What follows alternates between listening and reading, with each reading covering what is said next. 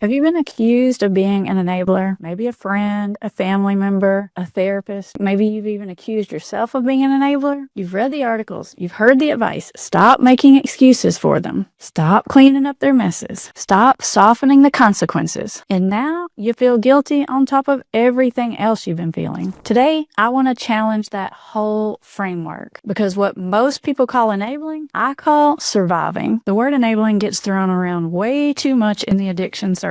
And the problem is, it puts all the weight on you, the family member, the loved one. Like, if you just stop doing certain things, they would magically get better. It frames you as like the main cornerstone of why this problem keeps going. But here's what that concept misses. You're not operating in a vacuum. You're living in a high stress, unpredictable environment. And you're just doing what you have to do to keep yourself and the rest of your family safe. And that's not enabling. That's adapting to an impossible situation. So let's break down what I see as the difference between those two things. Enabling is actively keeping them comfortable in their addiction, protecting their image, lying to others to cover for them, or shield them because you're afraid of what sobriety might mean to the relationship. Like, for example, if they get better, I might lose them. Surviving is when you're just trying to get through the day. You don't call their boss because you support their drinking. You call because you can't afford for them to lose their job. You don't avoid the topic because you're fine with them continuing the substance use. You avoid it because you're exhausted and you don't have the energy for another fight that you know isn't going to help anyway. And one is about protecting yourself. They can look identical from the outside, but they come from two totally different places. The standard advice is to let them feel the consequences. Stop cushioning the blow. And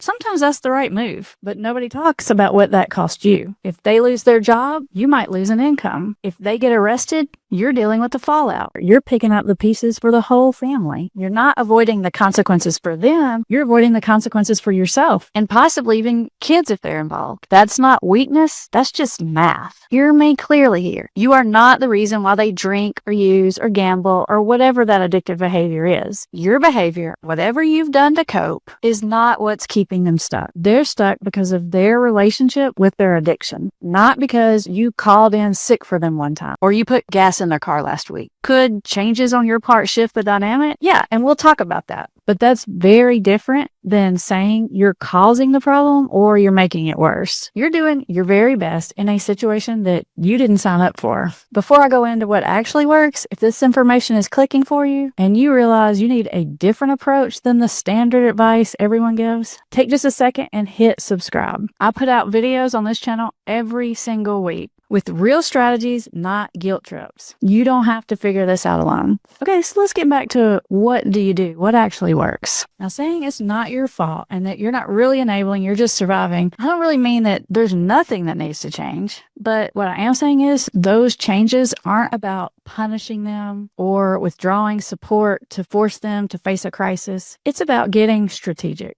Instead of pulling away support all at once, which most people can't sustain anyway for all the reasons we just talked about, you start making small shifts. You begin to set boundaries to protect your well-being, not to manipulate them or force them into some kind of change. You stop taking responsibility for their emotions while still being present. You learn to influence without controlling. And that is a very different approach than just stop enabling. Yes, it is definitely true that people need to feel some uncomfortableness from their addiction before they're going to want to change. But the fact of the matter is, if they feel like that uncomfortableness is coming from you, it's a result of you and not a result of their addictive behavior, which is usually the case when you're the one doling out the consequences. It does the opposite of make them want to get better. It's going to come across to them like punishment. And instead of learning, I've got a problem I need to fix, what they learn is, yeah, they have a problem and that problem is you, which puts you in the bad guy role. And that just gives them a big old distraction that they can focus on you and how you're the problem and you're all wrong and you're mean and you're critical and you're whatever, and avoid looking at their own choices and their own behaviors. There are ways to get people out of denial. And the first, most important thing you can do is step out of the bad guy role. Refuse to play the villain in their story. If you do nothing else, just that one little change right there will get them to start seeing the problem a lot more accurately. If you've been carrying around a bunch of guilt about enabling, I hope you can set it down as of this video. You're not the problem. You're just a person trying your very best to survive in a ridiculously hard situation. Now, if you want to learn more about making these shifts and the formula that gets through to someone in denial and gets them to start taking steps towards change, positive steps in the right direction, I've gathered some resources for you. All you have to do is open the description and click the links below.